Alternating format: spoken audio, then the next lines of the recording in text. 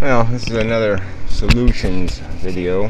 I wasn't going to do this subject yet, but just figured because of the responses to the last couple of videos, I might as well throw this in because it's part of the economic system kind of stuff.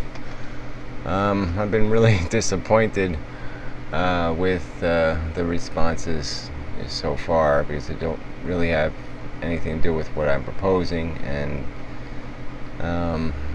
the arguments are just, if there's an argument, it's this, ambiguous anti-government crap that just doesn't mean anything. I mean, we, the people, are the government, effectively.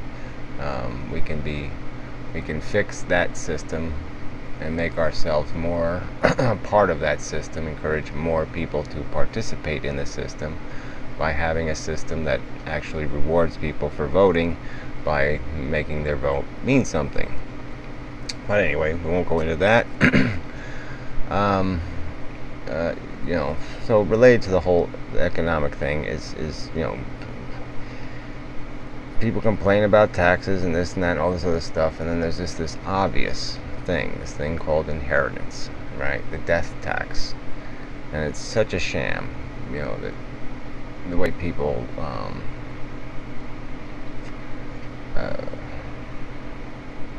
pigeonhole or whatever, however you want to phrase it, as if this is some sort of right.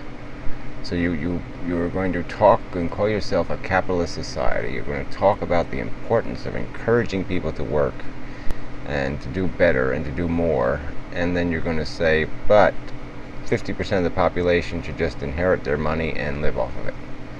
I mean, it doesn't make any sense. You're going to talk about how people ought to pull themselves up by their bootstraps and do all this other crap, and then say, no, but let's let half the population take the easy road. It's bullshit. So, I mean, my arguments against inheritance. I mean, first, if you can inherit the risk takers, right? That's how the money was acquired, by risk taking. Well, if they can acquire the benefits of risk taking, well, then they should inherit the liabilities of risk taking, theoretically, correct?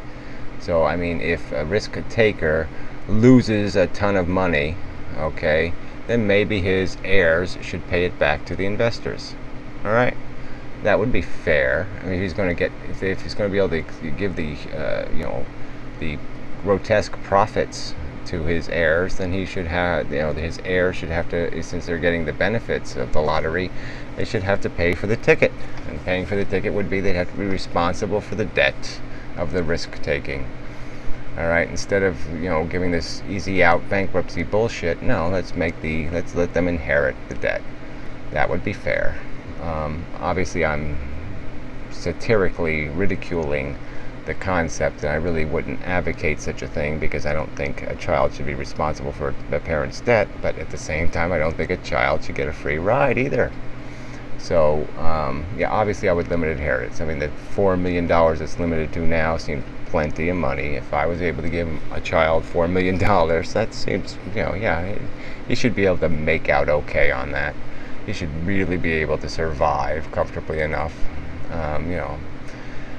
And what does inheritance do? I mean, you just have a bunch of slackers who go to the best institutions, the best this, the best that, get these expensive educations, don't use them, just go to the golf course. So, what's the point? How many people in the best universities in America will actually do any productive work? Because they're going to, look, you've got $10 million in the bank, or 20 million, or $1 billion. I mean, really, there's not a whole lot of incentive to work. It's a lot more fun to, like I say, whore around and play golf all day. So anyway, right there, it's unproductive. We're just taking people are squandering education on people who aren't going to use it. So the hell with that. And the second place, it's just unfair. It's just patently, unfair. I mean, you wouldn't, if you had a horse race and you had some horses who just said, okay, because you were born to the right parents, and we're going to move you up, halfway down the track. And, some of you will put 3/4 down the track, and some of you will, I've used this analogy, will put you in the grandstand with the trophy already. You know, I mean, you won't even bother having to show up for the race. You won. It's just stupid.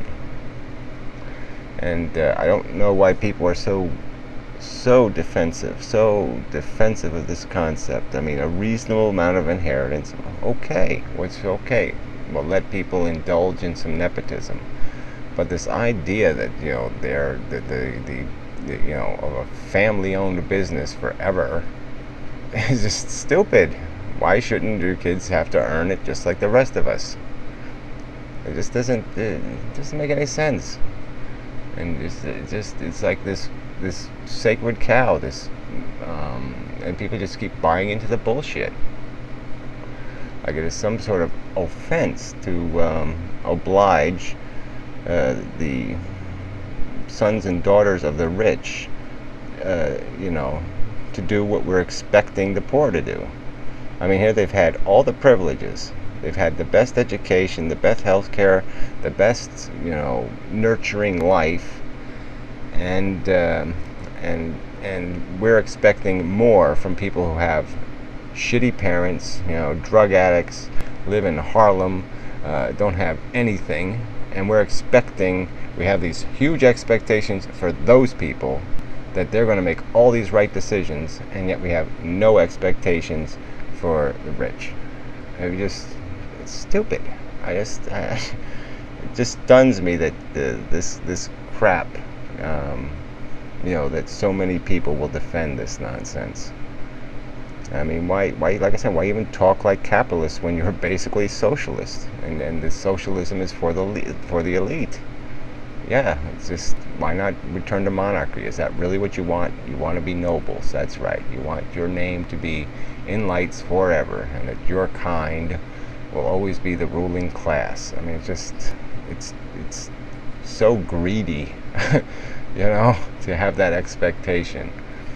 It just, you know, we all should earn our place. We all should have to sit there and begin our lives and end our lives and be able to prove ourselves and demonstrate that we were a fucking asset, that we left the world better off than we got it, and that we did that through our own character and through our own diligence and hard work. And if we fail, we have to accept our failures. And why shouldn't the rich, poor, shouldn't make any difference? We all should be held to that standard. So, enough. I mean, we'll cut this one short.